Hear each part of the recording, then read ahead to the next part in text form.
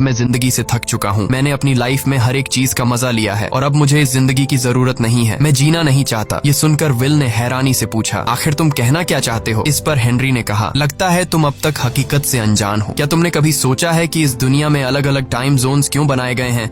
आखिर क्यों तुम्हारे टाइम जोन गेटो में किसी भी वक्त चीजों के दाम और टैक्स बढ़ा दिए जाते हैं? दरअसल महंगाई जानबूझकर बढ़ा दी जाती है ताकि गरीब लोग मरते रहें और उनकी मौत का फायदा ग्रीनविच टाइम जोन के अमीर लोगों को होता रहे। असल में ये सारा सिस्टम उन्हीं का बनाया हुआ है। जरा सोचो, वहाँ ग्रीनविच टाइम जोन में लोगों के पास जीने के लिए हजारों साल हैं, लेकिन यहाँ गेटो में तुम लोग हर रोज जीने के लिए मेहनत मजदूरी करते हो। ऐसा इसलिए है क्योंकि उन्होंने तुम्हें यह करने के लिए मजबूर किया है। वो लोग तुम लोगों को ज्यादा टाइम देना ही नहीं चाहते ताकि तुम लोग मजबूरी में उनके लिए काम करते रहो। वो लोग महंगाई बढ़ाकर तुम्हें ज्यादा से ज्यादा टाइम खर्च करने पर मजबूर करते हैं ताकि तुम्हारे टाइम से वो हमेशा की जिंदगी जी सकें। उन्होंने अपनी जिंदगी का हर एक दिन गरीबों की मौत से इकट्ठा किया है और मैं ऐसी जिंदगी बिल्कुल भी नहीं जीना चाहता जो किसी गरीब मजबूर इंसान की मौत से मिली हो। ये सब सुनकर विल समझ गया कि हेनरी बहुत ही नेक दिल इंसान है। हेनरी ने विल से आगे पूछा, अगर तुम्हारे पास मेरे जितना टाइम होता तो तुम क्या करते? विल ने मुस्कुराकर कहा कि सबसे पहले मैं बार बार टाइम को देखना छोड़ देता, क्योंकि उस वक्त भी विल के पास सिर्फ 18 घंटे होते हैं। वो सोने से पहले, सोने के बाद, खाना खाते टाइम हर वक्त अपनी घड़ी देखता रहता है, क्योंकि मुझे डर लगता है कि कहीं मेरा टाइम खत्म न हो जाए और मैं मर न जाऊं। विल कहता है कि मेरी मॉम घर संभालने के लिए बहुत ज्यादा मेहनत करती है। अगर मेरे पास तुम्हारी तरह इतना ज्यादा टाइम होता तो मैं अपनी मॉम के लिए ग्रीनविच सिटी में एक अच्छा घर खरीदता और हम दोनों वहाँ पर खुशी से जिंदगी गुजारते। इसके बाद विल ने हेनरी से कहा, आज रात हमें यहीं रुकना होगा, सुबह तक खतरा टल जाएगा, तब तुम वापस अपने घर लौट जाना। इसके बाद ये दोनों सो जाते हैं। सुबह उठकर हेनरी देखता है कि विल अभी भी सो रहा है। वो विल के पास आता है और उसके पास जितना भी टाइम होता है वो सारा का सारा विल को ट्रांसफर कर देता है और अपने पास कुछ ही मिनट बचाकर एक ब्रिज के ऊपर जाकर बैठ जाता है। विल जब नींद से जागा तो उसने देखा कि हेनरी वहां से जा चुका है।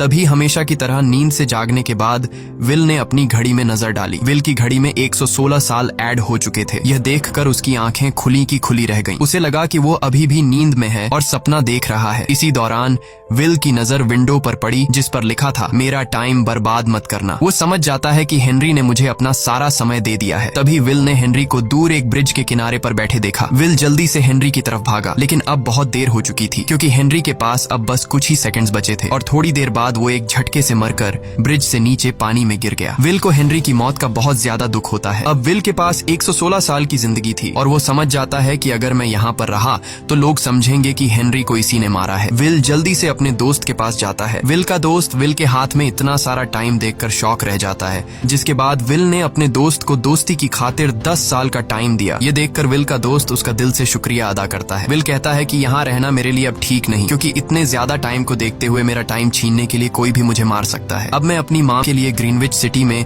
एक अच्छा सा घर खरीद सकता हूँ और वहाँ पर एक सेफ लाइफ गुजारूंगा। जिसके बाद विल अपने दोस्त को गुड बाय कहकर वहाँ से निकल जाता है और सीधा उस बस स्टॉप पर जाकर मॉम का इंतजार करने लगता है, जहाँ 2 दिन पहले उसकी मॉम ने उससे कहा था कि मैं इलेक्ट्रिसिटी का बिल और बैंक का लोन चुकाकर इस बस स्टॉप पर पहुंचूंगी। दूसरी तरफ विल की मॉम सारे लोन और बिल्स भरने के बाद घर लौटने के लिए बस में चढ़ी, पर तभी उसे पता लगा कि एक ही दिन में बस की टिकट के दाम डबल हो गए थे। पहले जहां टिकट 1 घंटे में आती थी वहीं अब प्राइस 2 घंटे हो गया था। ये देखकर विल की मॉम बहुत ज्यादा परेशान हो जाती है क्योंकि विल की मॉम के पास सिर्फ 1.5 घंटा बचा था। विल की मॉम बस ड्राइवर से रिक्वेस्ट करती है कि अगले स्टॉप पर मेरा बेटा उसे बाकी का टाइम दे देगा, लेकिन बस ड्राइवर ने साफ इनकार कर दिया और कहा कि अगर टाइम नहीं है तो फिर पैदल चली जाओ। लेकिन विल की मॉम को पता था कि अगला बस स्टॉप बहुत दूर है। अगर वह पैदल भी जाती है तो उसे पहुंचने में 2 घंटे लगेंगे। उस वक्त बस में ढेर सारे पैसेंजर्स सवार थे। विल की मॉम ने उनसे भी रिक्वेस्ट की, पर किसी ने भी उनकी मदद नहीं की। इतने में ही बस वहां से निकल गई। विल की मॉम रेचल के पास ज्यादा टाइम नहीं बचा था, इसलिए वह दौड़ती हुई पैदल घर की तरफ भागने लगी। दूसरी तरफ विल अपनी मॉम के लिए फूलों का गुलदस्ता लिए बस स्टॉप पर उनका इंतजार कर रहा था, क्योंकि आज उसे अपनी मॉम का बर्थडे सेलिब्रेट करना था। बस जब उस स्टॉप पर पहुंची तो कई सारे पैसेंजर्स उतर आए, पर उनमें से विल की मॉम नहीं थी। विल यह देखकर परेशान हो जाता है और उसे समझ आ गया कि जरूर उसकी मॉम मुसीबत में है। वह उसी वक्त अपनी मॉम की तलाश में भागा। उधर रेचल के पास अब कुछ ही मिनट बचे थे। वह रास्ते में आने वाली गाड़ियों और लोगों के घरों का दरवाजा पीट पीट कर